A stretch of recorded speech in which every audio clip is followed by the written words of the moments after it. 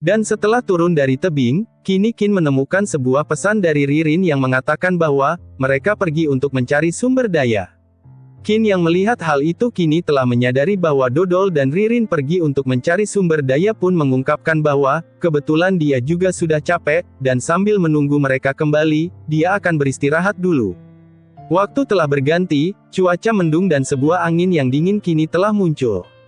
Ririn dan Dodol yang kini telah kembali dari mencari sumber daya pun mengungkapkan bahwa cuacanya buruk sekali, dan sepertinya sudah mau hujan. Qin yang kala itu sedang beristirahat juga membenarkan hal itu, dia juga beranggapan bahwa cuaca ini langsung berubah. Dan menyarankan untuk cepat pergi jika turun hujan lebat. Qin kala itu takut hujan deras itu akan menyebabkan tanah longsor, dan menurut Qin itu berbahaya. Hingga suatu kejadian di mana kini Ririn terkejut akan sesuatu, dan menyuruh Qin untuk melihat apa yang Ririn lihat.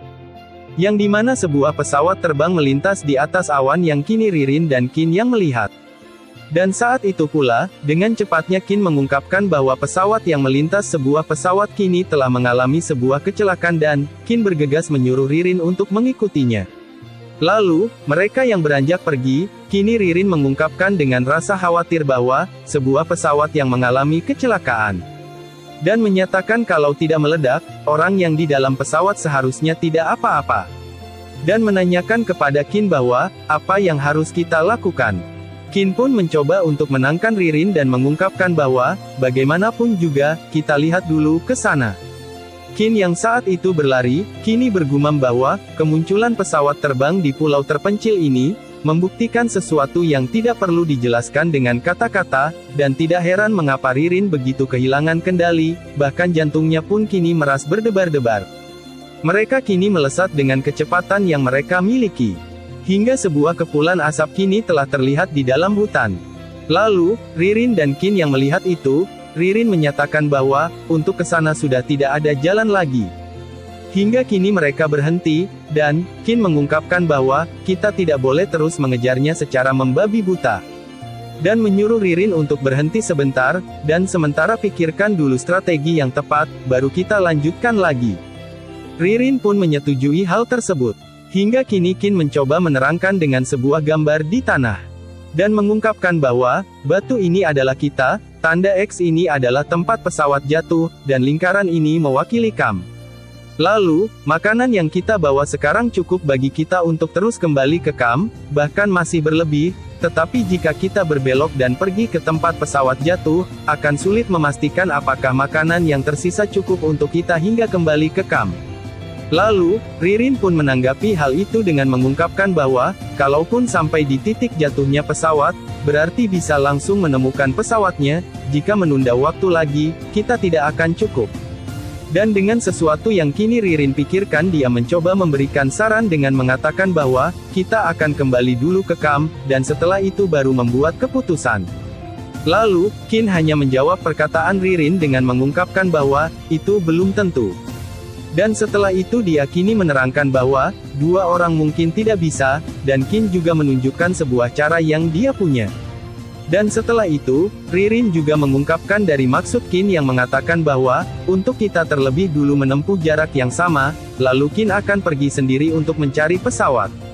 Qin pun membenarkan hal itu, dan menerangkan bahwa, jika dia pergi sendiri, makanan yang berlebih seharusnya sudah cukup.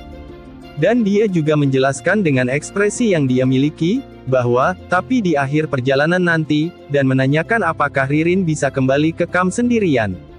Ririn yang mendengarkan hal itu, mengungkapkan bahwa dia juga bisa kembali ke camp sendiri. Hingga kini scene berpindah di malam yang dingin, yang dimana mereka sedang beristirahat sejenak di kala malam menghampiri. Dan di saat itu juga, kini Ririn mengungkapkan bahwa elang kecil itu terlihat lucu, dan menyarankan kepada Qin agar elang kecil ini Ririn yang akan pelihara. Namun, sembari beristirahat Qin mengungkapkan bahwa, bukan hanya dipelihara, Ririn harus bisa membuatnya memahami instruksi dan memberikan sebuah perintah. Dan sesaat itu juga, Ririn yang mulai memegang elang kecil, kini berpikir keras untuk memberikan nama pada elang itu. Namun, dengan santainya Qin menyarankan Ririn untuk memanggilnya sebagai geblek kecil. Sontak Ririn yang mendengarkan itu hanya bisa menjulurkan lidah dan mengatakan bahwa, geblek kecil kepalamu.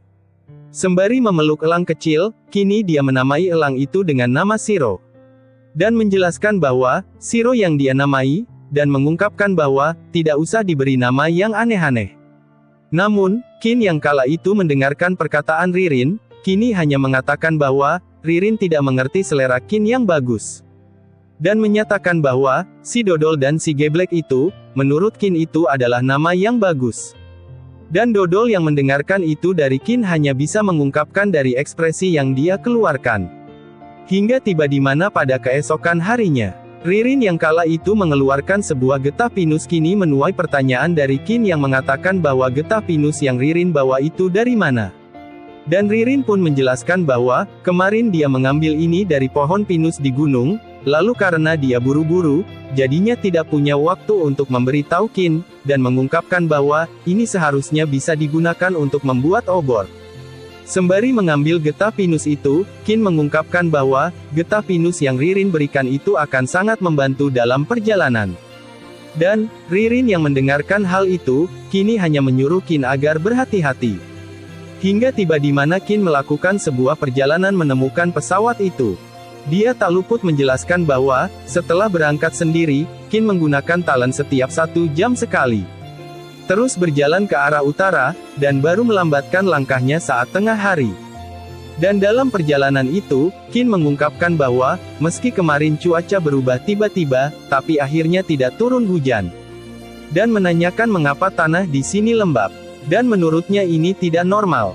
Jalan kini telah dia tapaki dengan Geblek yang menemani, tak lupa dia juga menyuruh Geblek untuk melihat jalan yang di depan. Geblek pun melaju, dan memantau hutan dengan ketinggian. Dan saat memantau hutan, Qin juga melihat apa yang Geblek lihat. Dia juga merasa beruntung, karena, Slave Beast Seal dapat menyamakan perspektifnya dengan si Geblek, jadi tidak perlu khawatir menemui hal-hal aneh. Namun, di saat Qin berbagi indera dengan Geblek, raut wajahnya terlihat agak murung, karena ada banyak air dan menurut Qin itu tidak jelas. Dan setelah itu, karena hal yang menghambat Qin, kini dia berinisiatif untuk melihatnya sendiri. Hingga untuk beberapa saat, kini dia telah menemukan sebuah rawa yang berada di tengah hutan. Dengan rawa yang dia lihat, kini dia mengungkapkan bahwa, lebih baik lewati dari sampingnya. Meski jaraknya agak jauh, karena harus berjalan mengelilinginya, tapi menurut Qin itu adalah cara yang lebih aman. Hingga kini Qin yang mencari jalan pun, telah disibukkan dengan rawa yang telah dia temukan terus-menerus. Dia yang telah kelelahan akan hal yang dia hadapi kini bergumam bahwa, tidak bisa, berbelok-belok seperti ini, dan kalau terus dikelilingi rawa menurut Qin tidak akan ada habisnya dia mencari. Hingga kini sebuah nyamuk telah menyerang Qin saat itu juga, sebuah gumaman tak luput dia keluarkan, nyamuk di rawa tidak terbayangkan banyaknya, kalau dia terus menggaruk digigit nyamuk, itu dapat menyebabkan infeksi. Lalu, dia berinisiatif untuk harus meninggalkan rawa ini sebelum hari gelap, dan tidak boleh bermalam di sini.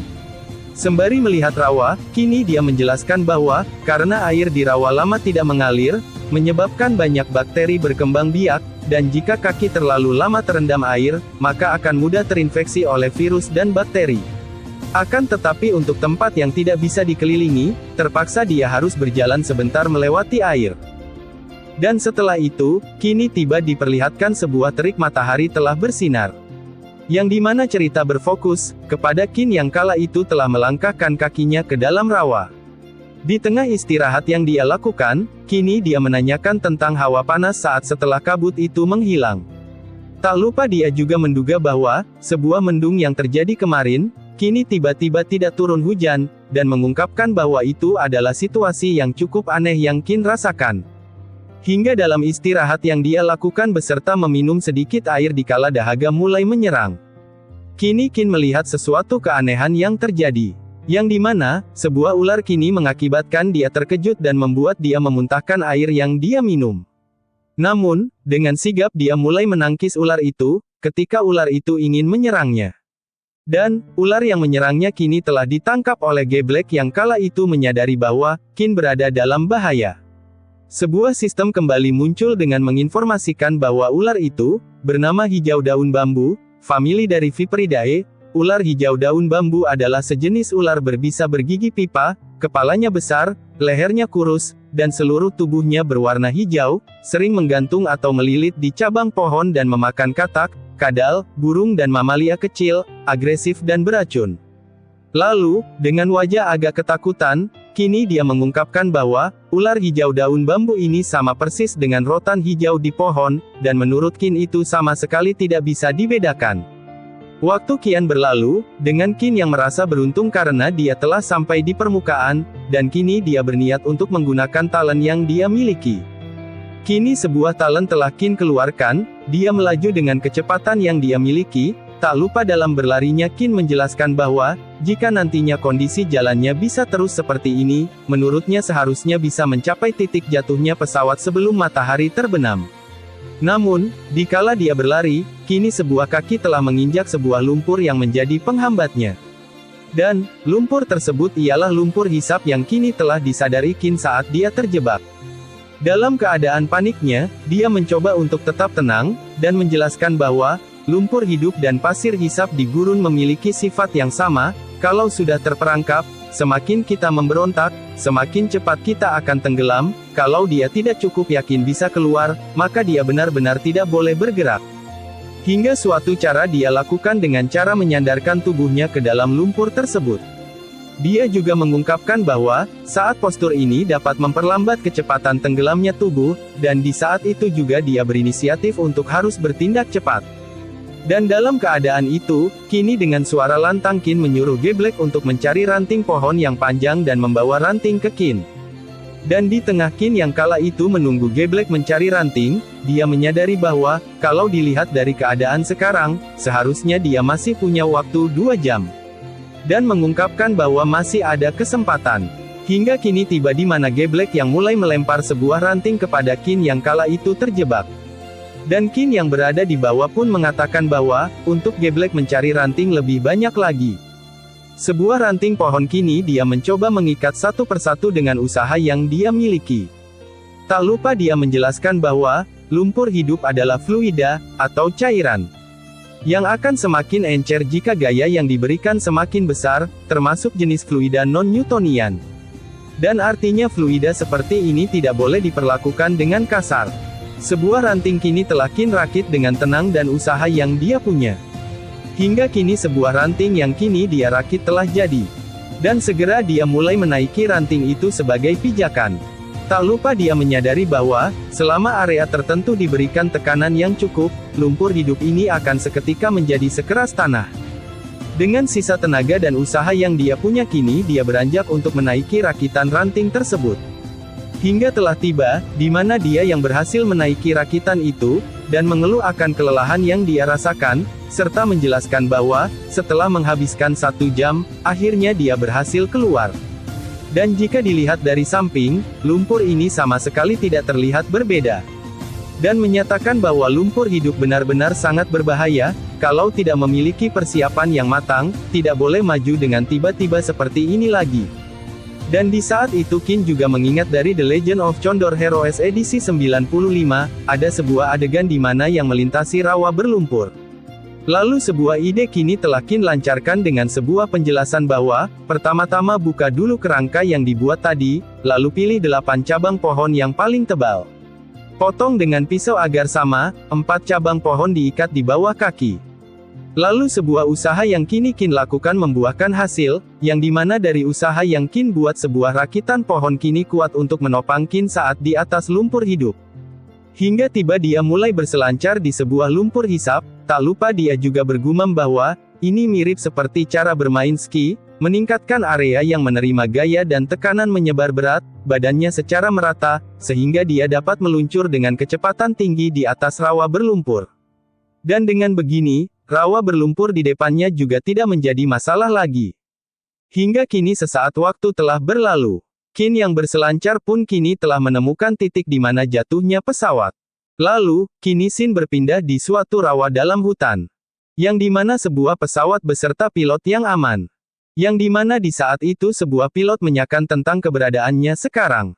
Hingga kini dia mengalami sebuah kepanikan tentang apa yang dia ingat. Dia mengingat bahwa, dia menghadapi badai saat penerbangan, dan kemudian pesawat kehilangan kendali dan terjebak dalam turbulensi. Sembari mengungkapkan syukurnya atas keselamatan yang Tuhan berikan, dia juga menjelaskan bahwa dia menarik pesawatnya sedikit sebelum pesawatnya jatuh. Lalu, dia mengecek bagian pesawat secara teliti, dan mengungkapkan bahwa dia beruntung dari kecelakaan itu dia tidak terluka. Hingga tiba dia melihat-lihat rawa di sekitar dan mengungkapkan bahwa, di sini, rawa-rawa ini mirip dengan terakhir kali dia berpetualang ke Amerika Selatan. Dan dia juga tidak yakin ada orang yang tinggal di sini.